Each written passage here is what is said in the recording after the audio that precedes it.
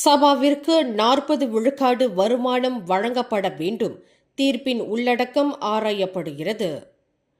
சபா மாநிலத்தின் வருமானத்தில் 40 விழுக்காடு அந்த மாநிலத்திற்கே திருப்பி தரப்பட வேண்டும் என்று அண்மையில் கொத்தகினபாலு உயர் நீதிமன்றம் அளித்த தீர்ப்பின் உள்ளடக்கம் சட்டத்துறை அலுவலகத்தினால் மிக கவனமாக ஆராயப்பட்டு வருவதாக அரசாங்க பேச்சாளர் டத்துஃபாமி ஃபசீல் தெரிவித்தார்.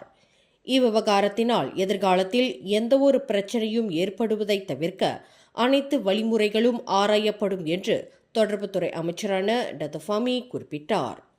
1963ஆம் ஆண்டு மலேசியா ஒப்பந்தத்தின் கீழ் சபாவின் உரிமைகள் பாதுகாக்கப்படுவதற்கு இந்த விவகாரம் தொடர்பாக அமைச்சரவை எடுக்கக்கூடிய முடிவுகள் கூட்டரசு அரசியலமைப்பு சட்டத்திற்கு இணங்க உறுதி செய்யப்படுவதற்கு இந்த நடவடிக்கை அவசியமாகிறது என்று ஃபாமி தெரிவித்தார். கொத்தகினபாலு உயர் நீதிமன்றத்தின் எழுத்துப்பூர்வமான தீர்ப்பு நேற்று வெளியிடப்பட்டது.